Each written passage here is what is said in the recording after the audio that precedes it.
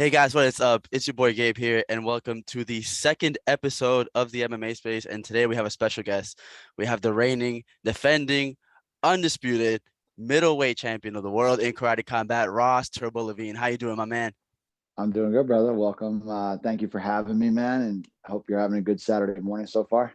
Hey man, yeah, no, it's been pretty good. Got a weight cut going. How about you? No, I'm just hanging. I'm actually gaining weight. You guys might see me in the 205 division coming up soon. But yeah, man, just trying to do some different things, and obviously I had a good training session last night. So, yeah, things are good. I can't complain. Hey man, yeah, we saw that you posted on your Instagram that you were letting the fans now pick your next move in your career. How is that, and what made you choose that? That's cool, man. It's just something different. And with Karate Combat being so new and it's only been I think 4 years now that Karate Combat's been available, for the fans to get more interactive and kind of follow my career. I'm like, you know what? It's in your hands. You guys want to see me move up? I'll move up. You want to see me defend my title? I'll defend my title. So it's just cool, especially at like the stage that I'm at in my career. I don't really care who I fight. I want to fight everybody, so it doesn't matter. It's only a matter of time. And the other thing too is like I was kind of leaning towards maybe going up to 205 anyway. With going through the middleweight division so fast. And, I think there's a couple more fights that need to happen before there's a new contender anyway. So just to stay active and keep getting out there and keep fighting and testing myself, and why not move up? So, it's something that may happen soon. It's pretty cool that you say that. So I think one of the transitions I don't really know too much because I've never bulked up, at least for a fight. I've always cut down. What is that experience like physically and mentally to at least try and bulk up, getting ready to be in a heavier division with a lot of heavier hitters? Yeah, it's not easy, man. I think it might sound crazy to say this to most people who are used to cutting weight, but gaining weight in the right way is sometimes just as hard, if not harder, than actually cutting weight. So you got to do things differently. It's like you think about all the times where you want to eat but you're not hungry. Imagine the times that you have to eat because you're not hungry. Like Okay. I'm already full and I got to eat more. It's like I have to eat more. My weight training is different. So it takes a different toll on your body. And then like performance feels different. Sometimes you just feel a little sluggish because you're carrying around extra weight. So, it's finding that balance of like, where do I feel like I have a level playing field where I've put on enough weight where I can now come down and still be like relative to size for that division, but also maintain my performance. So I'm in that kind of gray area right now where it's like, is this my peak of where I want to gain weight, or do I actually want to lose a little bit and stay lighter? So we'll see. So is it because I know you're obviously not doing a dirty bulk, but like is a clean bulk a lot better, or like are you still maintaining like the same diet habits, or you're just increasing your calories? Yeah. I'm maintaining the same, like still eating good nutritious foods, just a lot more of it. It's more protein, it's more healthy carbs. So I'm having a lot more like sweet potato, a lot more rice, and it's just like heavy stuff that I'm just like, oh, I'm already so full. More veggies, more chicken, more beef. It's like, it's tough sometimes. It sounds great to like some fighters, like, oh, you got it made, but it's not easy. Like trying to eat more when you're already not hungry. It's tough. Okay, so one of the things that I want to get back to, I know you said you've been in karate combat for about 4 years. I've Mm. only been a fan for a couple of months. I'm not even gonna lie to you. And what I think it's cool that we're doing this interview is that I was there when you won your championship. I literally was sitting right behind the judges and I heard the words "and you." So I want to ask you this: that moment, that feeling, the minute, actually no, not the second you heard the words "and you," what was that like? Oh, it was cool, man. It was just like validation. It was relief. It was excitement, a lot of different emotions. And it's like, you feel like you finally hit what you've been trying to hit your whole life. I mean, I fought in a lot of different promotions and never had the opportunity to fight for a legitimate world title. I fought for Glory Kickboxing, but COVID kind of shut down the American personnel. So I never got to pursue that the way I wanted to. And then Karate Combat had an opportunity, and I kind of shot up to the top pretty fast. So to have an opportunity to fight for the title against someone who's as good as Shaheen Adamov, I apologize, my little friend, my cat here is joining Now the you're good. conversation. We're a cat friendly environment here. Yeah. So, it was just like, man, I got to fight against, when I got into combat sports, I'm a little older than people probably think I am, but I'm 34. I'll be 35 this year. And I didn't even start my professional career until I was 30. So, for me, my goal was always, I want to fight the best in the world and I want to test myself. So to have the opportunity to do that, you know, later in my career is just really cool, man. So yeah, when they said and new, it was just like it was a weight lifted off my shoulder. It was, I've made this accomplishment that I've set out to for so long. And it's just cool to do it in karate combat too, because it is a newer league. I'm the second middleweight champion, the second American champion. But I feel like it's the rule set is something that's perfect for me, and I couldn't be happier, man.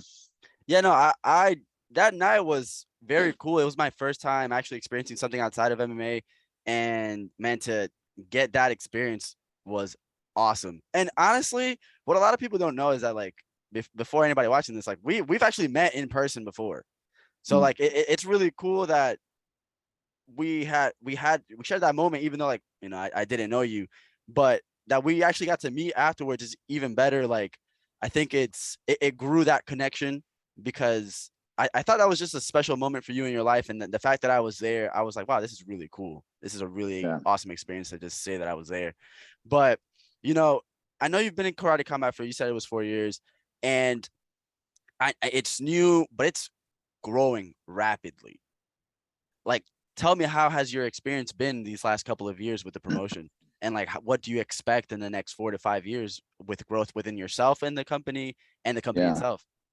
Yeah. So karate combat has been around for about 4 years. I've only been involved for about two. Okay. Because my first fight was May of last year. I think May of last year. Yeah, because I fought May and then I fought twice this year. So yeah, so I've only been in the company for not too long, about a year and a half, So yeah, I think the sky's the limit for them. You have people in the right places. They're bringing in talent like through the roof right now. Like obviously, it starts from the top down, right? You look at the president, Adam Kovac, and he is a lifelong martial artist. He was a competitor, elite in the WKF world. So that guy was a world class athlete and just a good martial artist. When you have someone who understands the sport, who's running it. It's not like, and this is not me like poo-pooing on Dana White, Yeah, but yeah, nah, you're you have, good. you have someone like Dana White who's a businessman. He's a businessman first, and then a fan second. And that's how the promotion is run because he does what he wants to see, and he's good at it. And the UFC is amazing, but it's different. It's a different feel when you have someone who is also established as a competitor who's now running it. You just get that feeling of like he understands and appreciates the competitors, where we're not just like a piece of meat. You know what I mean? It's not just for what's going to make him the most money. He appreciates what it is that we're actually doing out there. And you could see that in the relationship that he builds with his fighters. So that's where it starts. And then, of course, they bring in people like Boss Rutan, like GSP, like Wonder Boy, Machida. Like you have those people up top that set the standard of like, this is a legitimate organization with some of the highest level karate fighters in the world that are promoting it, So, and then you bring in all the talented fighters. It's like, how you can't go wrong. So I think as long as they continue on that path and keep exposing, the fans to high level fights and in a unique environment, I think it's just going to keep growing. And especially with the introduction to the live events again, I mean, this is unlike anything I've ever been a part of. I think my experience has been cool because I got to compete at that first live show post COVID, and it was amazing, but I didn't really get to appreciate what it was. And then this last event, I went down and got to experience it as a fan. And my God, it was like one of the coolest fight experiences I've ever had. I've been to a lot of, pro and amateur fight cards. So it was sweet, man. It's sky's the limit. Yeah, no, man. When I went, both times, it was surreal, dude. The production is insane. Yeah.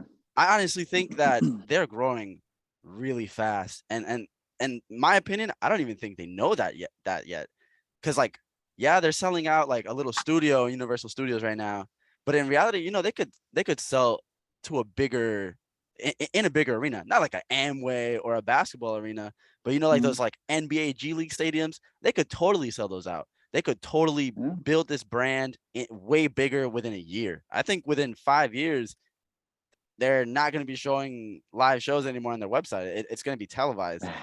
Yeah, Like, you never know, man. It's yeah, definitely, I agree. And like the environment is crazy, and it does the way that the pit is set up, it does really work with the stadium seating. So, like I said, man, sky's the limit. I think as long as people continue to push it and the community continues to grow. I mean, if you look at the projections of even like just like Instagram following, right?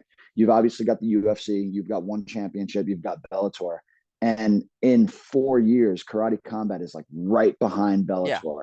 And Bellator has been there for years and years and years. Like Scott Coker's been doing this thing for a long time. It was Strike Force and it was Bellator, and like Karate Combat in 4 years, like boom, right already there. So in another 4 years, like who knows where we're going to be as far as the eyes on the product. and that's really cool that you say that, because at least from what I've seen, the way they've promoted you and the way they've treated you, man, you're kind of like part of the face. How does that feel to be that guy, to be part of the face of a company? Yeah, it's cool, man. I mean, it's something that I had no intention of. It's something that just kind of manifested on its own, and I appreciate it. It just validates what I've been doing my whole life. The way I live my life is very much the martial arts way.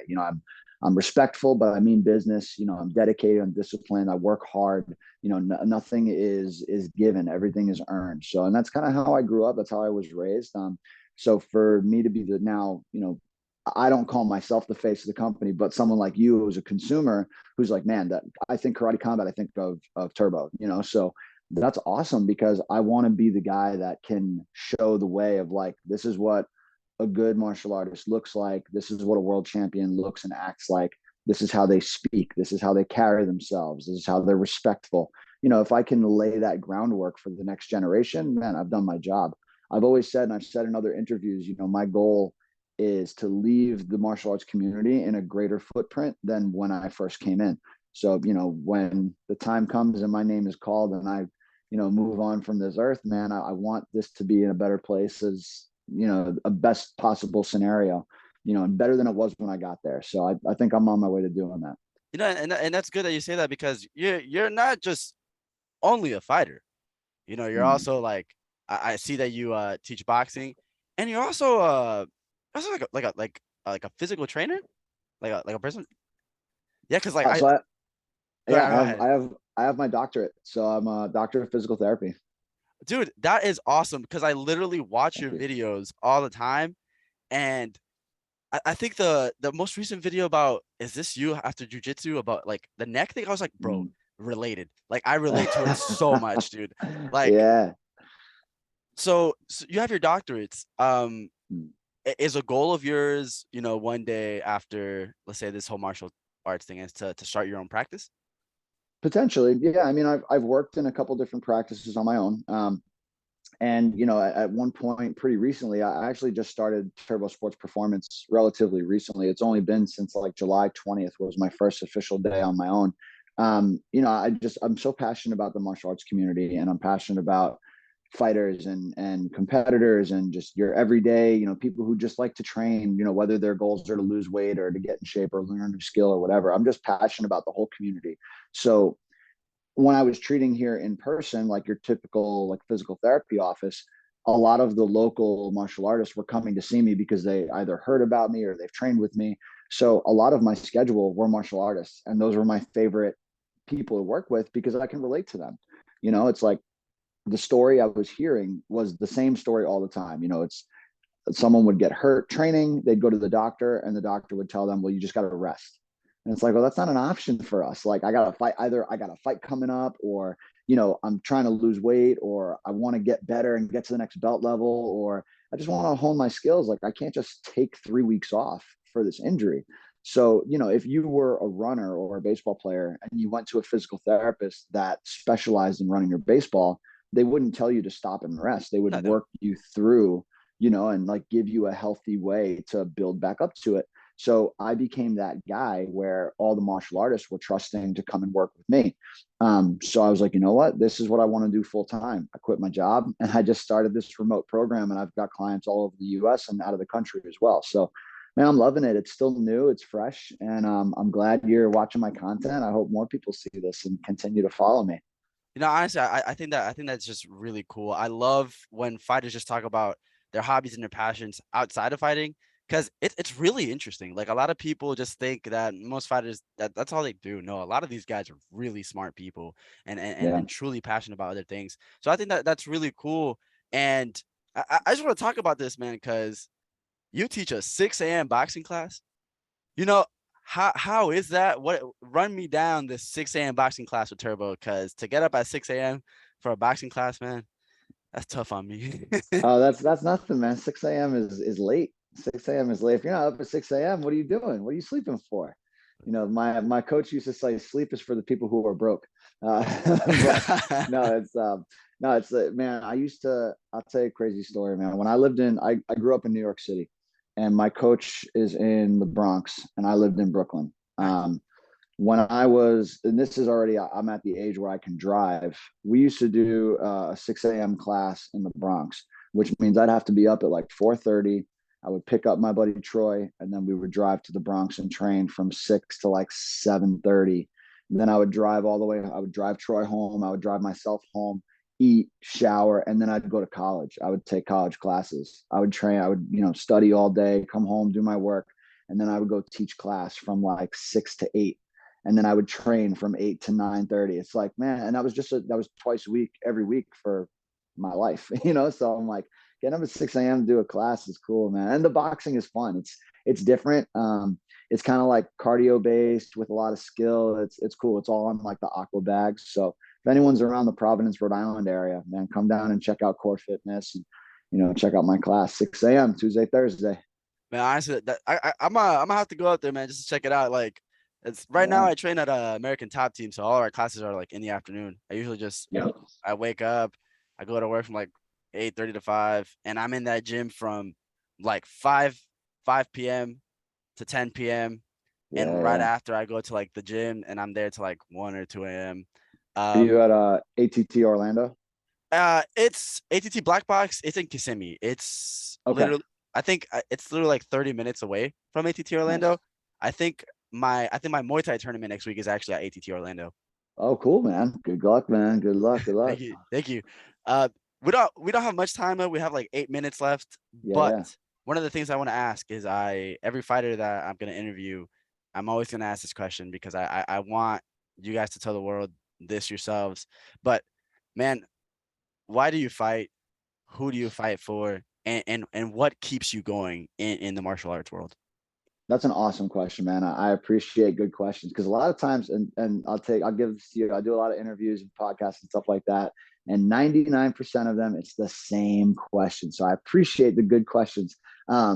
Yeah, honestly, man, I fight. I don't really fight for anyone. Um, the one time I went into a competition and I was fighting for someone, my dad had had a heart issue, and thankfully he's okay. But he was in the hospital. He had to have a procedure done. It was like kind of a really short notice scare, and I had a tournament like 2 or 3 weeks after that. And he was still in recovery, still in the hospital. And I was like, I'm going to do this tournament for him. Like I'm going to fight for him. And I was still doing sport karate. And I had the worst performance of my life because I wasn't being myself. I wasn't being genuine. I was trying too hard to like fight for his honor. Like for what? He didn't need me to fight for his honor. He was just doing his thing. So um, at that point, I got it through my head, like, I'm never doing this for anybody but myself. Because if I don't want to be in there, no other external force is going to give me what I need to perform at my best. So I fight for myself. I fight for my pride, my legacy. I want to be known as one of the best. But at the end of the day, man, I do this because I want to just test myself. I want to compete against the best in the world, and I want to just test my skills. I want to see where I'm at. I train really hard. I work really hard because I love it, and I want to fight against the same people that do the same thing as me. It's like, okay, where do I stack up? And if when all the chips fall, if I'm the best in the world, cool, that's awesome. Then it just validates everything I've done. And if I'm not, cool. I know that, hey, these guys are doing something different. What do I have to do to get there? So it's just a good like testing point.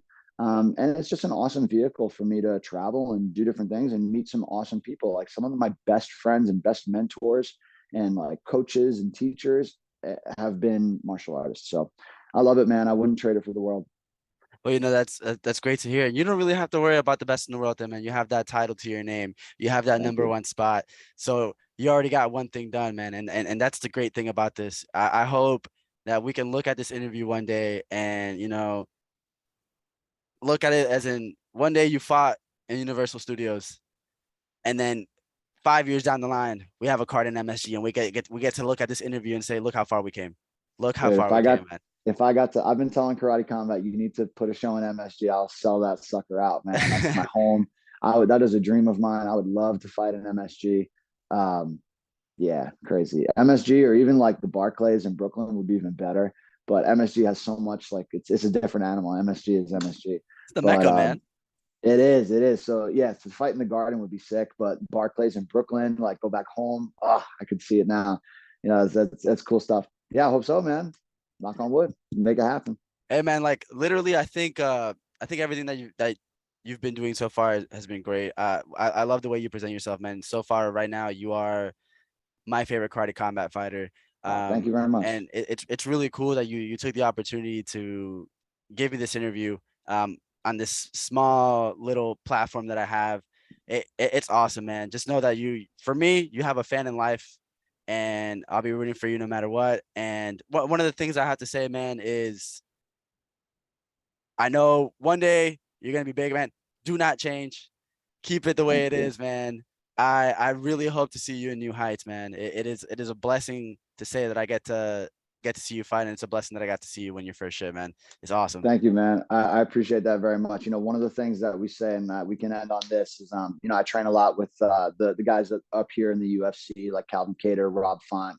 We have the same management, and they all say that we don't have to do this, we get to do this, and when I've heard them say that, I was like, you know what, absolutely right. So anytime I get a chance to do stuff like this, man, it's an honor for me to share my story with everybody. And if I can touch a new fan that's watching this podcast, I mean, that's great.